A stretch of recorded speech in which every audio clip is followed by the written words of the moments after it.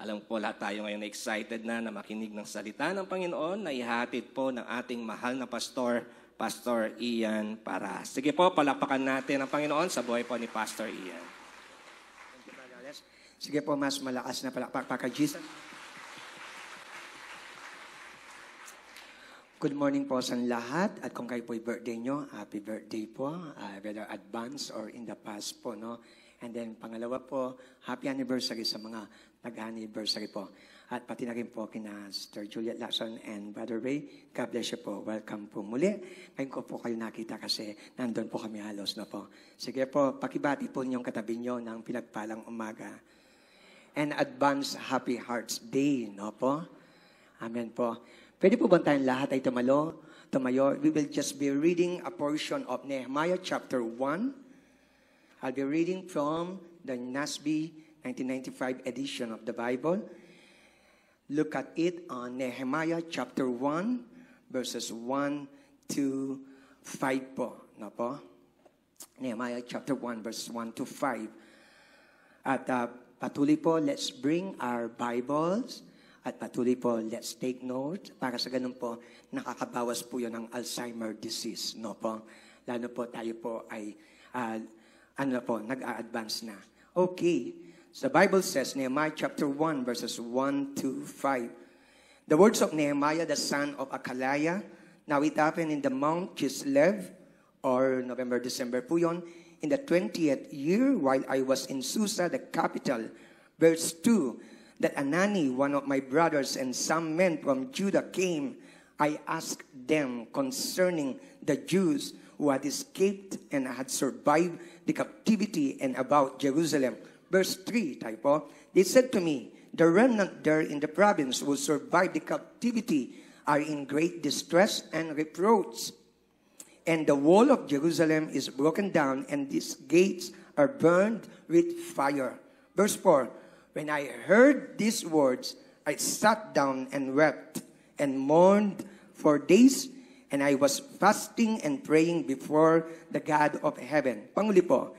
And I said, I beseech you, O Lord God of heaven, the great and awesome God, who preserves the covenant and loving kindness for those who love Him and keep His commandments. May the Lord bless the reading of His holy and powerful words. Tayo po'y manalangin. We just acknowledge your great grace, Lord. Ang napakayaman po niyong habag at biyaya. Kung wala ka, wala kami. Where we are and who we are now is because, Lord God, una kang nagmahal. Una ka po, Amang Diyos, nagbigay ng buhay. May we be reminded all the days of our life. Ikaw lamang, O Diyos, ang dapat parangalan, dapat kilalanin, at hanggang sa pagdating namin sa iyong kaharian, matagpuan mo ang aming mga buhay ay nagtatapat sa iyo. Change us, melt us, mold us, transform us. And may we bring glory, delight, and joy and honor to you. Thank you for your people, for this 8:30 congregation. Be glorified, be lifted up. And according to your word, Lord, encounter us. To you be all, lahat ng papuri, lahat ng pagsamba, at lahat ng pagmamahal sa ngalan ng Ama, ng Anak, ng Espiritu Santo. Lahat pa tayo magsabi ng Amen. Amen. Sa pa pong malakas ng palakpak kay Jesus. Makapo na po tayo.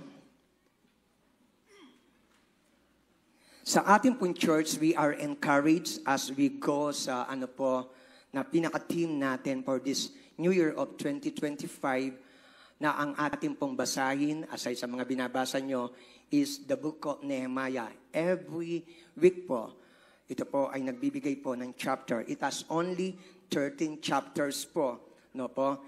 And ayan po ang ating pong pagtutuunan. At by the grace of God po, we can have an overview at pati na rin po yung kaalaman at pangungusap ng Panginoon at hamon sa atin kung ano po ang Book of Nehemiah from chapter 1 to chapter 13. Kaya binigyan ko lang po ito ng simpleng pamagat o title, and that is Nehemiah, the Man and His Message. Si Nehemias po, Sa Tagalog po yon, ang tao at ang kanyang mensahe. Ano ang kanya po na gustong iparating sa atin. As we are on our last, actually I wrote third because yung pong second na pagkilos sa prayer and fasting is on CIY Magalang at kami po ay nakatunghay doon, no po, pero second or third, no po, and that will start tomorrow 6 o'clock. Be here, encounter God, and patuloy po, sabi nga ni Bishop, meron talagang magbago sa akin at sa atin. As we are on our third week journey of prayer and fasting, we will be looking today on the book of Nehemiah to see, read, study, hear, understand, encourage, encountered, and cleansed, and be changed by our Lord Jesus Christ to arise and build continuously this new year of 2025 by the power of Him to bring glory and joy in His presence and as a witness bilang pong patotoo sa lahat, sa bawat pag-angat, sa bawat pagpapala natin para po sa kapurihan nito ng Panginoon at para mga taong wala pa kay Jesus, mainggit po, so to speak, na paniwalaan siya. That He is worthy to be served. He is worth living for and dying for. Some important notes po on the book of Nehemiah as I studied and I want to share it to you. Number one, His name means the Lord consoles. Nandun po ang aruga, ang yakap, ang pagantabay, at kunwari po sa tinatawag po na colloquial language, yung tapik sa balikat sa atin po. Ang kanyang father, which is Ekalaya or Akalia, means wait for Yahweh. Yahweh is the Hebrew name at ang kanya pong English name is Lord. No po, Panginoon. Siya ang great I am, according to John, the Gospel of Book of John. Ang author po ng Nehemiah is none other than Nehemiah.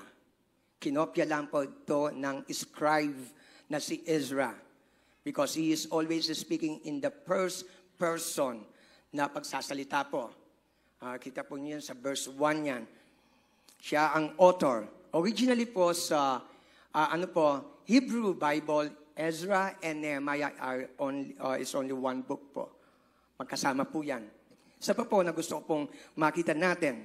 The book of Nehemiah opens po in the Persian city of Susa in the year 444 BC, no po, before Christ. At ito po ay patuloy po, makita rin natin later that year, Nehemiah traveled to Israel, leading the third of the three returns by the Jewish people. Bakit sila, nandun sa ibang bansa?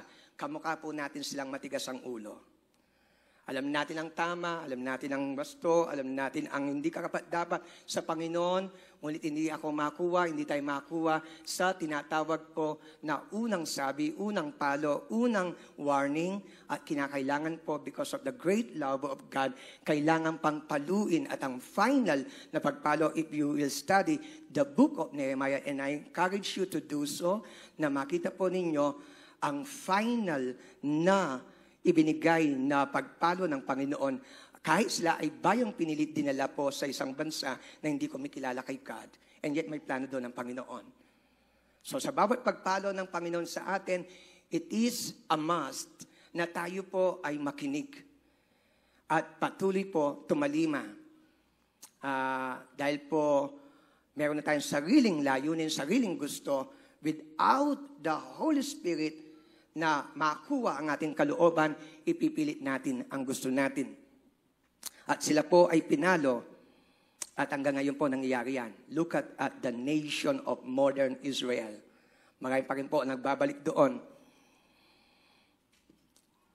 At ang sabi po dito nang nakita ko, the previous chapter on Ezra described the earlier two return. Kaya if you want to see the background, read the book of Ezra. Makita po ninyo ang unang pagkilos po ng Panginoon doon. Most of the book centers on events in Jerusalem. Lahat po halos na nangyari. At sa frame pong nabasa ko, it took 25 years ang lahat ng events na naganap from Nehemiah chapter 1 to Nehemiah chapter 13. General outline of the book of Nehemiah. Hindi po ito intensive o ito ay detailed, kundi ito po ang general na outline para sa ganun makita po ninyo kung ano ang sinasabi ng ganito at bakit nakaugnay sa ganoon.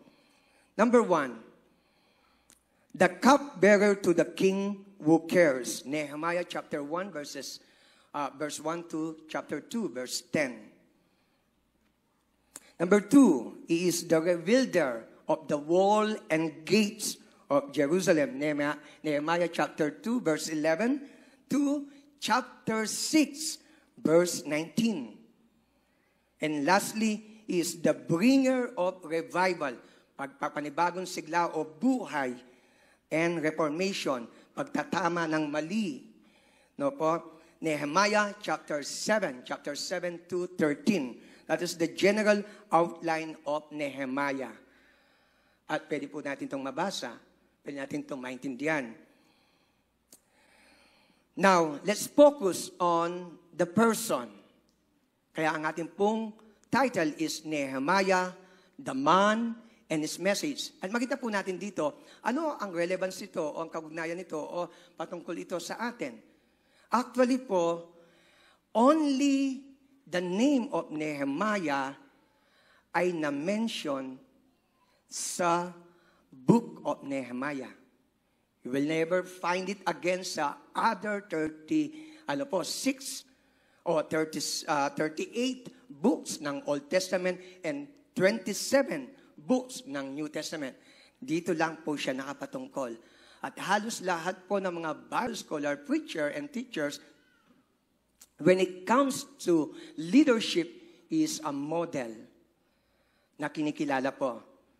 At halos iyon po ang patungkol sa kanya. Now, who is Nehemiah as a leader? At mamaya po makita nyo ano ang dating nito sa akin at sa iyo. Ano ang hamon nito sa atin? Number 1, verses 1 and 2, the Bible says, look at this, brethren. Tungayan po ninyo sa Nehemiah chapter 1, verses 1 and 2. The words of Nehemiah, the son of Akaliah. Now it happened in the month Chislev, or November, December, in the 20th year, while I was in Susa, the capital, that Hanani, one of my brothers, and some men from Judah came, and I asked them concerning Jews. Ano po ang kanyang tinanong? Who had escaped, nakatakas, and had survived the captivity, yung pagkabihag, and about Jerusalem. As a leader, Nehemiah, may I propose, is known as a leader that cares for his people and his city. Siya ay isa pong leader na nagmamalasakit sa kanya pong syudad, this is Jerusalem, and pati na sa kanya pong mga kababayan. Ano ang importansya nito? Lalo na ito ay na-open. One is this. Ang kanya pong posisyon, kampante na po siya. He's already in a secured, prosperous, maganda na kalagayan. Wala ang tinatawag na crisis. Wala po ang tinatawag po na mga kaguluhan. And he is considered na ang kanyang position as the cupbearer, trusted, at pati na rin po importante ang kanyang posisyon.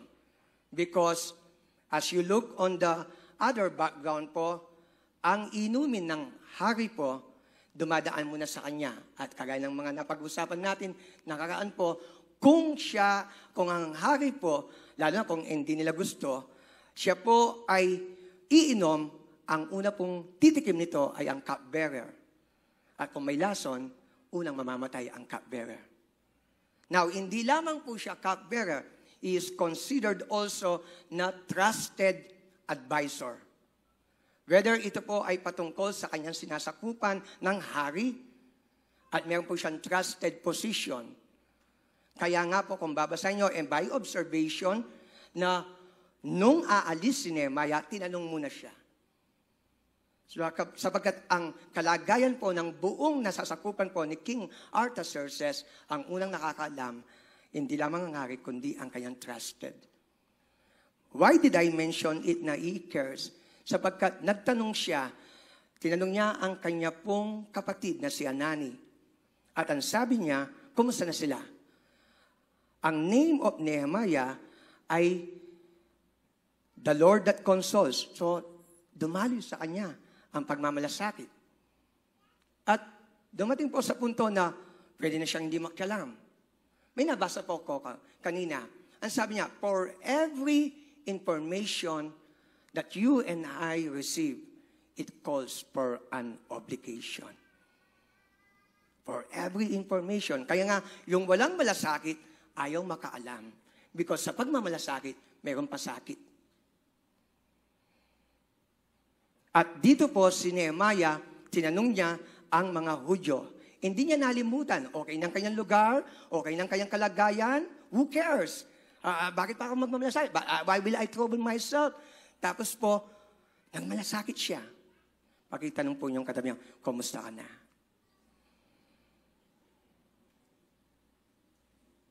Ako nangangailangan ka ng pera, sabi mo sa kanya. Kung nangangailangan ka ng pera, ipapanalangin kita.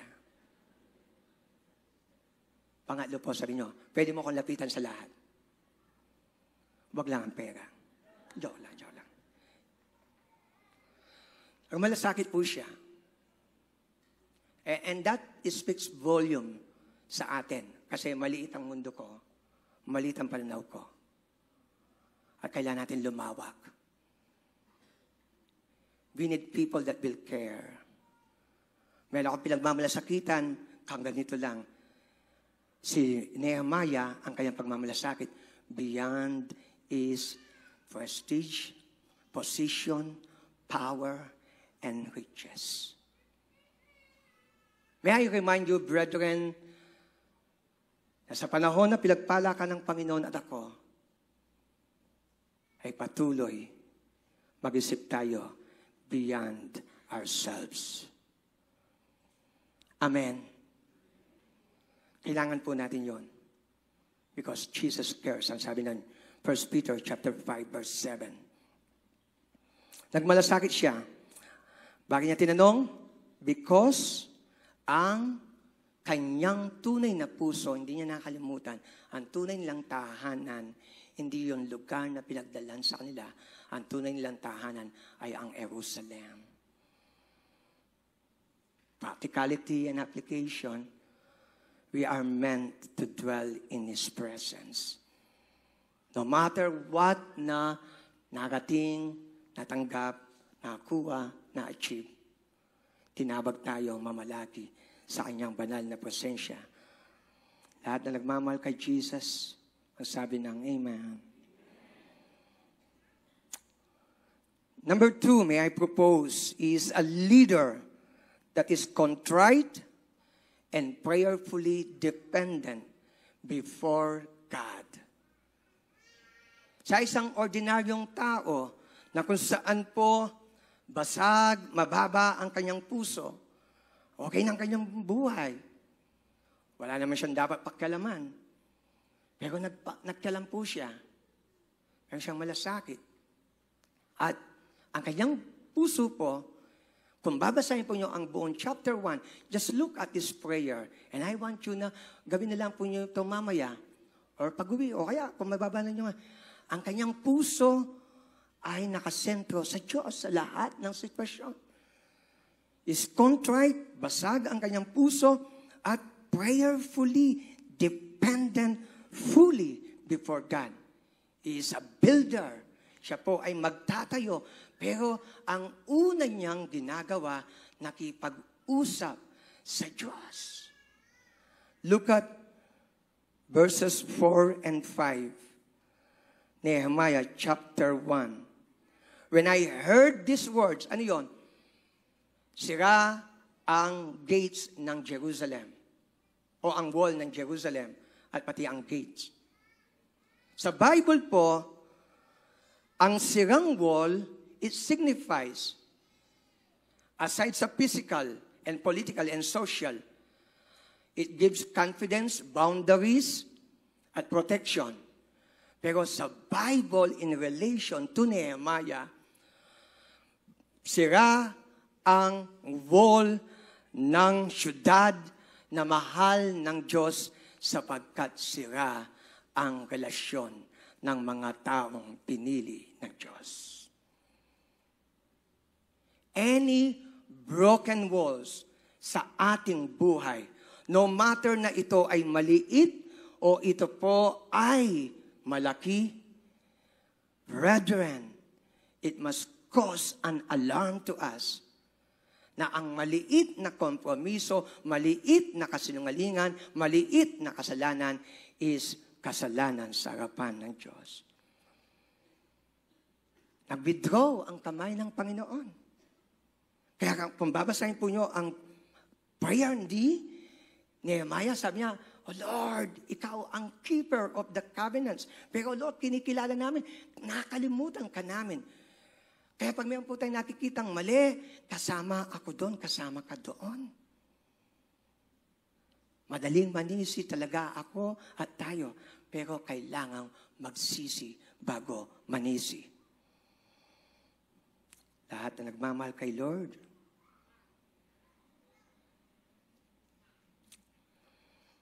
sabi po ng Bible, look at his heart. When I heard these words, anong words? Broken down ang wall. At pati gates. Sabi po ng Bible, when I heard these words, I sat down and wept and mourned. Nanangis ako for days. And I was fasting and praying before the God of heaven.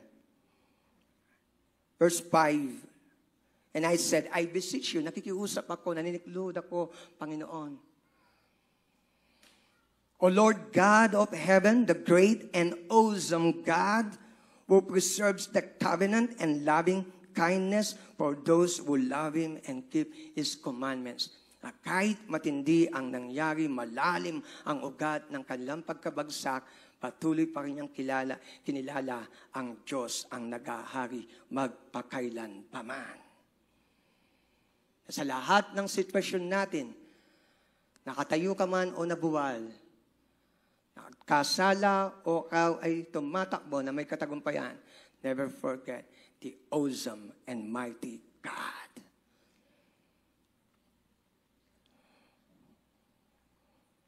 Dahil sa kanyang pagmamalasakit, ang kanya pong puso ay basag. Ang kanyang puso ay nakasubmit sa Diyos. Ang kanyang puso ay hawak ng Diyos. Number 3, what kind of leader he is? Verses 2:17, chapter 2, verses 17 to 18. Then I said to them, you see the bad situation we are in, that Jerusalem is desolate and its gates burned by fire. Come, let us rebuild the wall of Jerusalem so that we will no longer be a reproach or kahiyan. Tapos po, verse 18, the Bible says, and I told them how the hand of my God had been favorable to me, and also about the king's words which he had spoken to me. Then they said, let us arise and build. So they put their hands to the good work. Gusto pong ibigay sa atin ang kaisipan na ito, that he is a leader, courageous, and consecrated to do God's work. Siya po ay isang klase ng leader, ordinaryo, pero matindi, extraordinaryo, supernatural, ang kanya pong pagiging pong buo na nakatalaga para sa Diyos. Ano ang binigay na panawagan sa atin ng Panginoon? Whether ako ay isang magulang to raise up my family, to keep my marriage, o tayo ay nagtatrabaho to grow and to let our business na maglakad ng meron po itong katwiran, kabanalan, o ito ay ikaw ay estudyante, nasa isang lugar na kasama mo ang mga kaibigan mo, kaklase, o nasa isang university, o kaya eskwela, o tayo ay nandun lang sa barangay, nandun lang sa tinatawag po na opisina. You and I have a specific na trabahong ibinigay ang Panginoon sa atin and kailangan po devoted tayo doon. Sa pag-ako ng responsibilidad, pag-ako ng trabaho, mayroong pasakit. Merong opposition, merong challenges, merong kagipitan, pero dahil ikaw ay nakatuon, nakapokus, at patuloy na sinasabi mo, let everything that I do, I will do it all for the glory of God. You will not back down, you will not give up, you will not stalling, you will not give up. Kundi tatapusin mo, carry out mo, at sasabihin mo, I'll do it na merong kagalakan. I'll do it na merong alertness. I'll do it wholeheartedly. Sapagkat ang reklamo ay pwedeng manggaling dito, manahan dito, at mag-overflow dito. Pero the Bible says, whatever you do it all for the glory of God. At lahat na nagmamahal kayo, magsabi ng Amen. God has called us. Nehemiah is consecrated and courageous to do God's work. Ang pagtatayo ng pamilya, kahit na sila po, sina Sister Juliet po, mga iba po, no? Mga pati si Ninang po, Ninong, no? Emil and Ninang, at pati na po nandito, no? Mas nauna po kayong sa amin po na nagpalaki ng mga anak. Pero hindi pa po natatapos ang inyong mission. Maging sa kaapu-apuan. At pati na rin po sa lahat ng nakatalaga sa atin. Maaring maliit na business, online, on-site. Maaring ito po ay isa po na hindi obvious na trabaho, pero God has called you there. Be courageous and be committed, consecrated to do it for the glory of God. No compromise. Dahil ginagawa mo ito sa harapan ng isang banal na Diyos, nagbigay sa iyo ng hininga, nagbigay sa iyo ng lakas, nagbigay sa iyo ng kakayahan, nagbigay sa iyo ng favor, nagbigay sa iyo ng open door. Sabi nga ng Deuteronomy chapter 8, verse 18, but you shall never forget that it is the Lord our God that gives us the power to succeed at lahat ng successful. Pag sabi mo, tayo yon. He is a leader courageous to do the work of the Lord. Courageous during the times na may opposition, courageous during the times na mahirap, courageous and consecrated during the times na parang nakasara ang kalangitan, parang wala kang nakikitang answered prayer, pero tinawag ka ng Lord. And Nehemiah is that person. It took him 52 days to accomplish yung wall. Ay, paano kung nag-give up siya sa 51? O kaya nag-give up siya sa second day. Sabi niya, ay, ang hirap pala nito. Kaya ayaw ko lang magmalasakit. Kasi every time na magmalasakit tayo, may pasakit. May pasakit. Pero do it for the glory of God. Number 4, may I offer it to you, is a leader that confronts oppositions and sin. Verses 19 to 20 of chapter 2. Hear the word of the Lord. But when Sanballat, the Horonite, and Tobiah, the Ammonite official, and Gesem, the Arab, heard it, they mocked us and despised us and said, what is these things you are doing? Are you rebelling against the king? So I answered them, the God of heaven will give us success. Therefore, we his servants will arise and build, but you have no portion, right or memorial in Jerusalem. Kailangan siyang maging pong nakatalaga sa Panginoon at courageous sapagkat mayroong Sanballat na mag-o-oppose.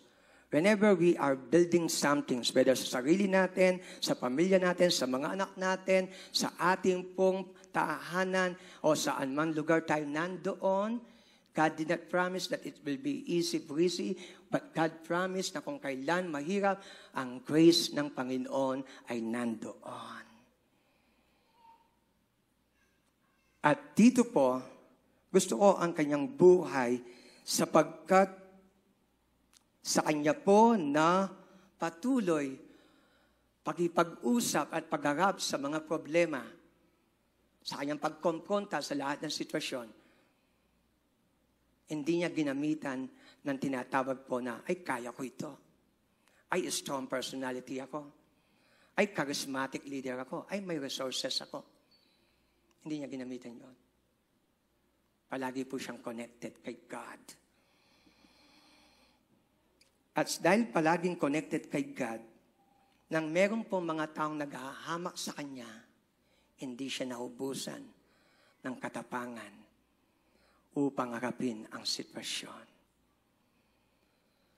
Sabi po ng isang sumulat, naalala ko lang, you and I can stand courageously sa mga tao when you kneel down before God Almighty.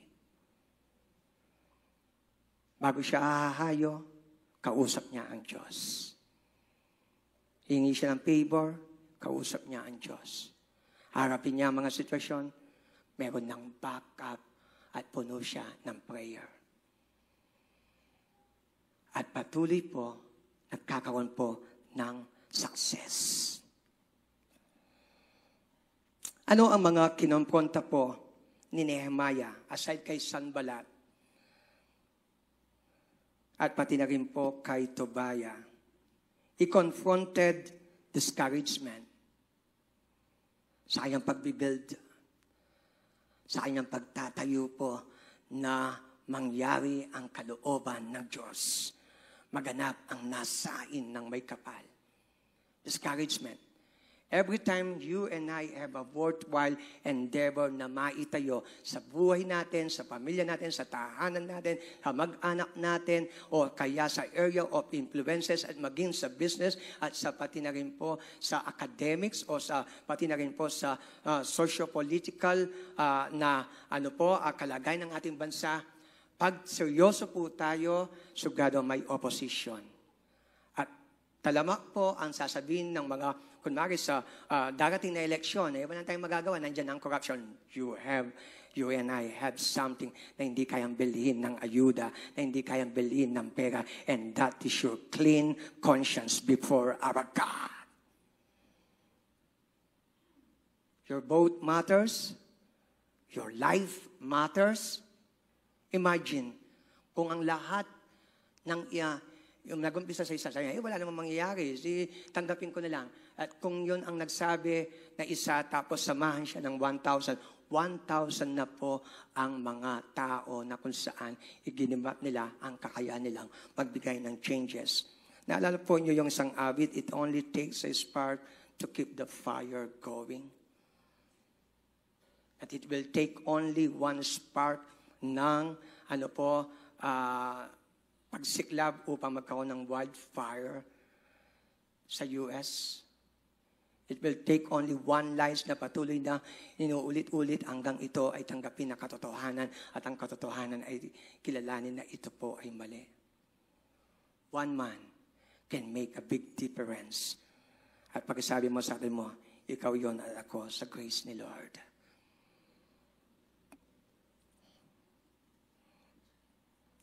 Usury.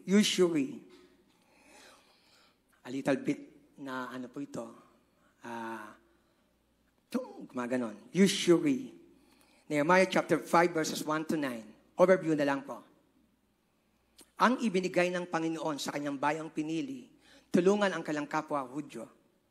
Magmalasakit sa mga nangailangan. At sa pagtulong, kung kailangan ng shelter, kailangan ng material, and even financial, tulungan sila. Sa Nehemiah chapter 5 verses 1 to 9, ang ayaw ni Lord ay ito. Dahil ito ang reklamo ng kanyang mga kababayan na sila ay nandun na sa lugar na kung saan dinisiplina na sila ng Panginoon. Ang sabi nila, so to speak, overview. Ang sabi niya, nawala na ang lahat sa amin. Pinambayad na namin ang aming mga ari-arian at pati na ang aming mga anak. Pero ganito pa rin ang kalagayan namin.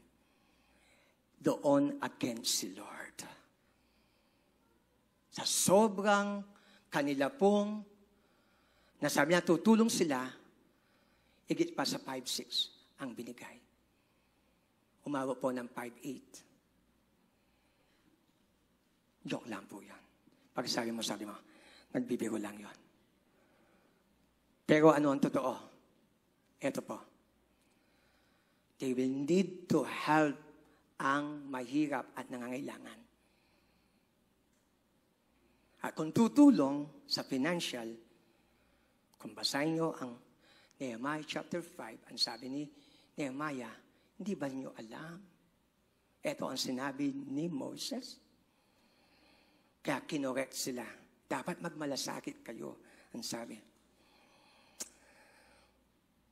Another thing, Nehemiah confronted evil people na nag-o-oppose sa kanya. Lahat ito ay related sa panawagan ng Diyos na meron siyang itayo at kami ng kalooban ng Panginoon. Nehemiah chapter 6. And then, Nehemiah chapter 13. Ang bayang pinili ng Diyos. Ang mga banal na anak niya at lahi nagkompromiso.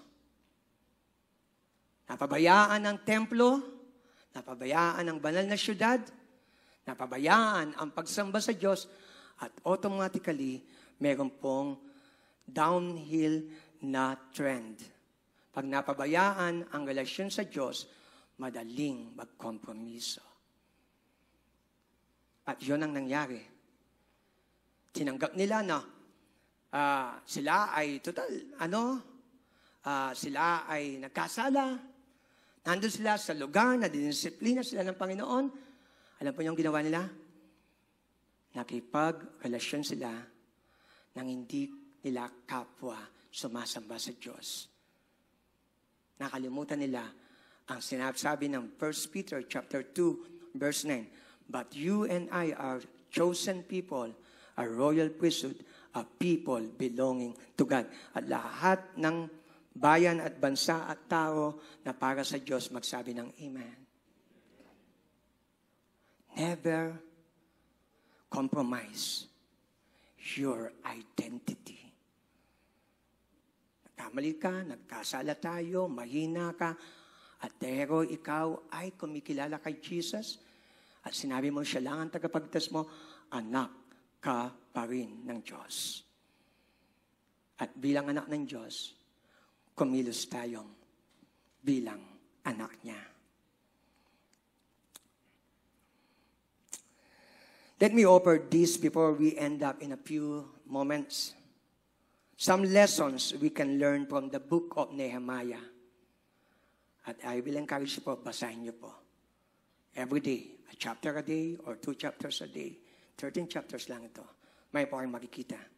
Number 1. Ang Diyos ay gumagamit at patuloy nagtatayo ng mga taong kamukha ni Nehemiah to rebuild something for God. God uses and raises up people like Nehemiah to rebuild something for God. Man, sabihin natin, hindi ako magtatayo ng wall ng Jerusalem. Pero ano ang broken na bahagi ng pagkatao, buhay, puso, pamilya, at kaya kamag-anak, o kaya po trabaho, o kaya nasa eskwela, o kaya sa business, o sa office, na ikaw ang binigyan ng kakayahan, makita mo ang mga nangyari doon. Number 2, obedience, ang pagsunod at buong reliance, pagtitiwala sa Diyos, sa prayer are the key to God's power to flow in our lives to be able to do the work and assignment God has called us to do. Palagi pa pong totoo ang Zechariah 4:6. It's not by might, nor by power, but by my Spirit, says the Lord. Palagi pa rin pong totoo ang sinabi ng Panginoon sa Philippians chapter 4, verse 13, na I and you and we can do all things through Christ who gives us strength. Pwede kang tumayo sa katwiran, pwede kang lumaban sa kasamaan, pwede kang magsabi ng yes kay Jesus, at pwede kang magsabi ng no sa kompromiso at kasalanan. Pwede kang maging tapat, pwede kang maging isang ama at ina at anak na nasa tahanan, o business people, o estudyante, o kaya manggagawa, na patuloy, you will not compromise in the table of kasalanan. Because obedience is the key to God's power and to be successful at fruitful sa ating buhay. Lahat ng gustong maging successful and fruitful, magsabi ng Amen. Isa pa po, meron bang broken down walls sa ating buhay, sa ating puso, sa ating kaisipan, na nangangailangan ng paghipo ng Panginoon, whether ito ay sa pamilya, sa ating relasyon sa Diyos, or finances. Kasi po, tinama ito ni Nehemiah sa pagbibuild. Basahin po nyo ang Nehemiah 6, 7, 8, 9. Tapos ang contemporary po, kasabayan ni Nehemiah is the prophet Malachi. At broken down ang wall ng templo because the people have forgotten God owns everything at kailangan may tukunin. Meron po bang broken down walls sa ating mga relasyon that needs healing, repair, restoration, ang biyaya ng Diyos o ang favor ng Diyos? Palagi po yung maririnig kay Nehemiah, the good hand of the Lord is favorable to me. Ang sabi niya. Nakapanatili siya, naka-stand siya, nagagawa siya ng gawain ng Panginoon, nakatayo siya laban sa tinatawag po na kasalanan, kompromiso at opposition because sabi niya, the favorable hand of the Lord ay nasa akin niya. And may I remind you, the favorable hand of the Lord ay nasa church niya at ikaw ay ang church. Pakisabi mo sa katabi mo, nasa iyo ang favorable hand of the Lord. Never lose it. Never allow it na ito ay maalis by compromise, sin, disobedience, and everything na nagpapalis nito. Prayer is our most powerful weapon and source of power to meet every situation po. At dito ko po tatapusin, ask the good hand of the Lord to be upon us at mag-stay sa atin. Manatili po sa atin. Bakit po? Kung babalikan po ninyo, nag-advance ako. No? Lahat ng na-accomplish sa pagkilos po ni Nehemiah, gusto ko ang kanyang buhay. Ang sabi niya, to God alone be the glory. Sa magagawa po natin, pati na po sa darating na panahon, ma-accomplish ang Vision C127, kahit na ano ang ating kinontribute, at ito'y pagpatuloy natin, you have given everything, you have given much, you have given continuously, to God alone be the glory. Some reflection, what is God calling you to do now? Mara hindi ka mukha ni Nehemiah, pero meron ba sa buhay, sa bahay, sa pamilya, sa asawa, sa anak, sa kapitbahay, sa siyudad, sa nayon, sa bansa na tayo ay nilaan ng Panginoon? At ulitin ko po, obedience and full reliance to God in prayer are the key for God's power to flow in our lives. Are there any broken walls in our lives? And then panguli, ask the good hand of the Lord to be upon us and stays on us. Para po sa panawagan natin kay Lord at magtapos man ang ating pong yugto ng paglalakbay dito sa ibabaw ng lupa, masabi natin na nagawa natin ang kalooban niya. Huwag kang umalis sa pinapagawa ni Lord. Huwag kang mag-back down. Huwag kang huminto. Because the hand of the Lord is upon you. I'm forgiven because you were forsaken, and I'm accepted. You were condemned. And I'm alive and well. Your spirit is within me, because you died and rose again. I'm forgiven because you were forsaken. I'm accepted. You were condemned, and I'm alive and well. Your spirit is within me, because you died and rose again. Amazing love, how can it be? You, my King, would die for me.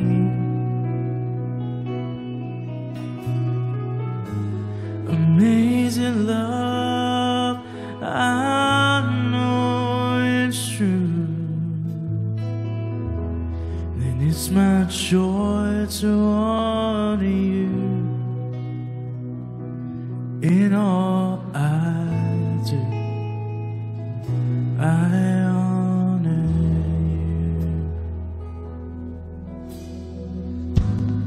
I'm forgiven because you were forsaken, and I'm accepted. You were condemned, and I'm alive and well. Your spirit is within me, because you died and rose again. Amazing love, how can it be that you, my King, would die for me?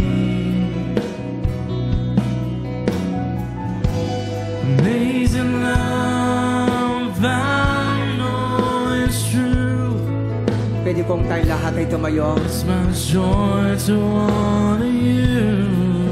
Just love Jesus. Just worship Jesus. Amazing love, how can it be? Just open your heart. Offer your You, soul. my Offer your King, spirit. would die for me. Maging malalim tayo sa Kanya. Magbalik tayo sa Kanya.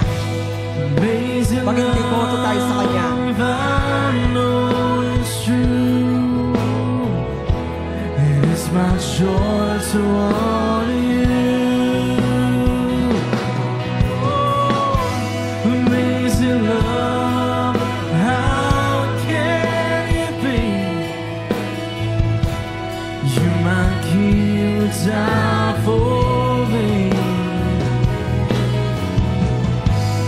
Amazing love, I know it's true.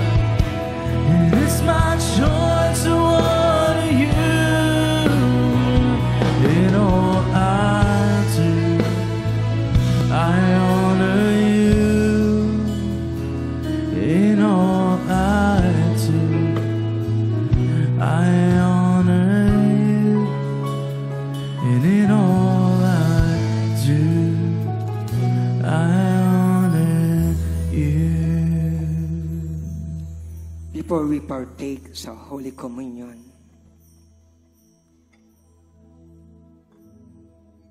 ano man pong bagay na may kompromiso sa atin. May kasiraan sa atin. May karumihan sa atin at kalamigan.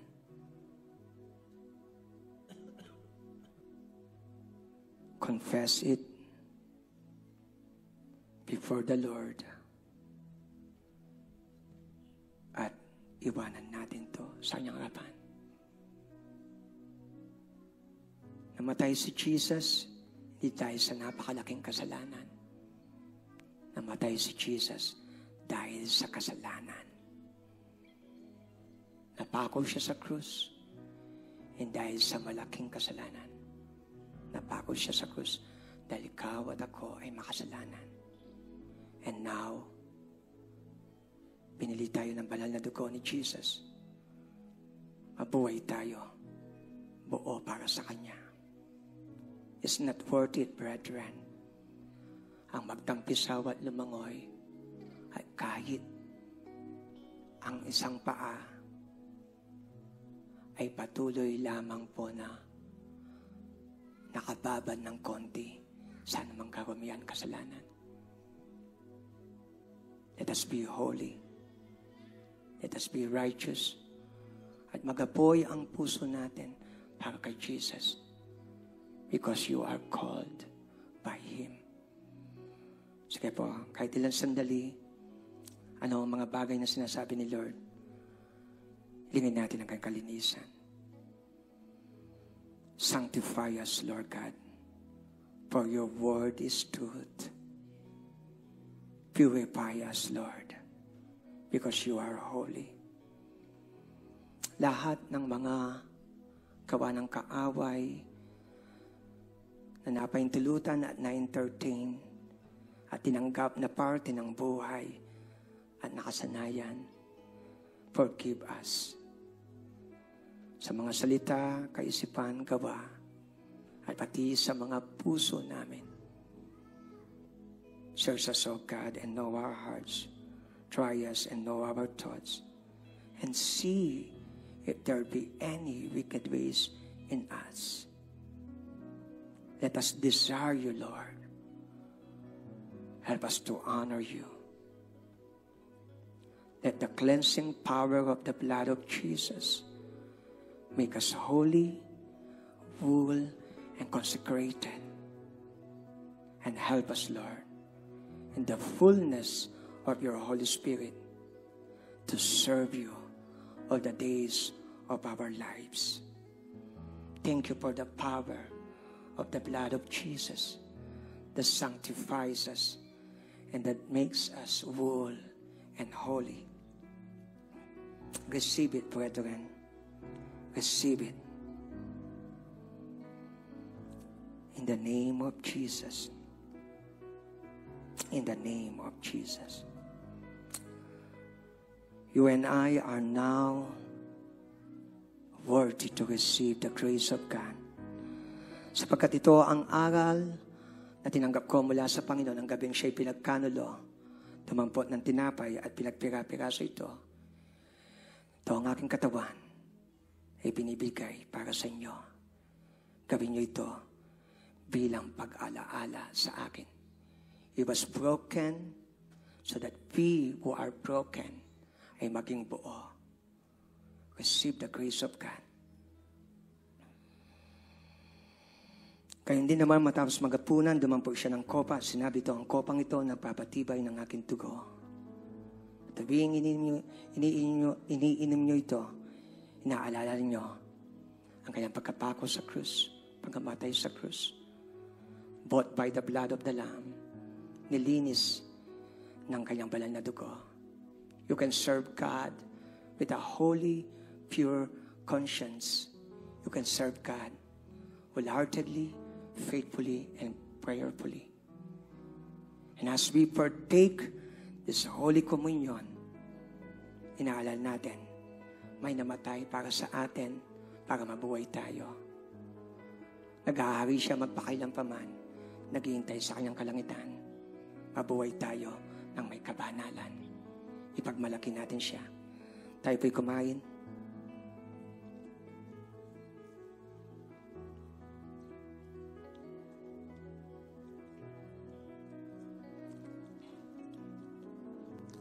Tayo po ay uminom.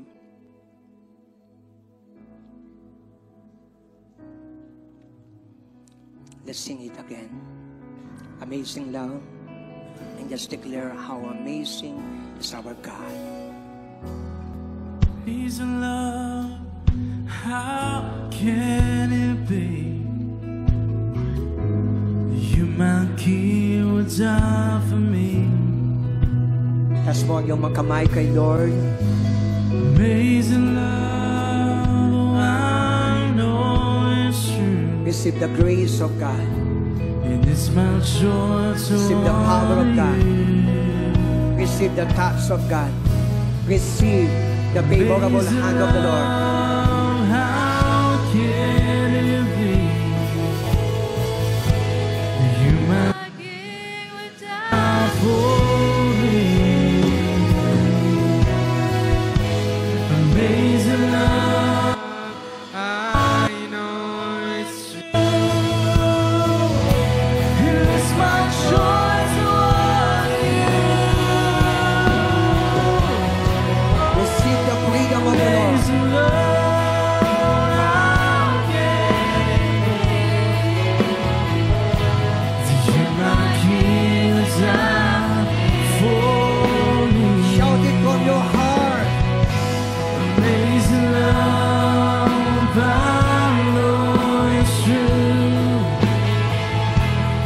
It's my joy to honor you in all I do. I honor you in all I do.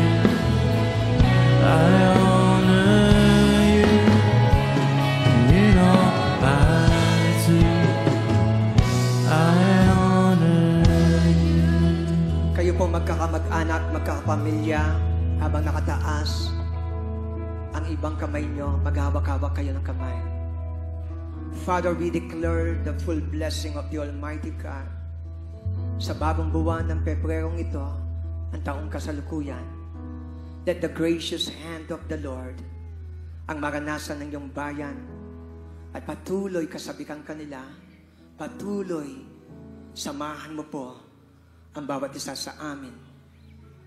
That the gracious hand of God ang patuloy magtanggol at patuloy pong mag-ingat, patuloy pong maggabay, patuloy po, Lord, na yumakap at magturo ng tamang landasin para ikaw ay maparangalan.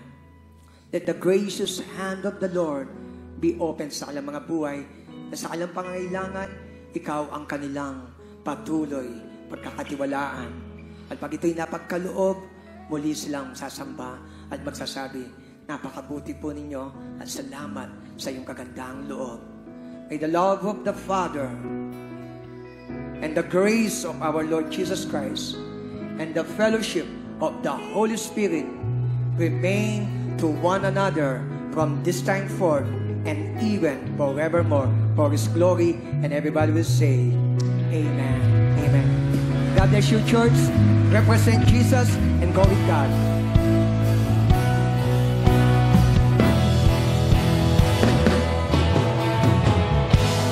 Amazing love, how can it be? You, my King, would die for me. Amazing love, I know it's true. And it's my joy to honor you.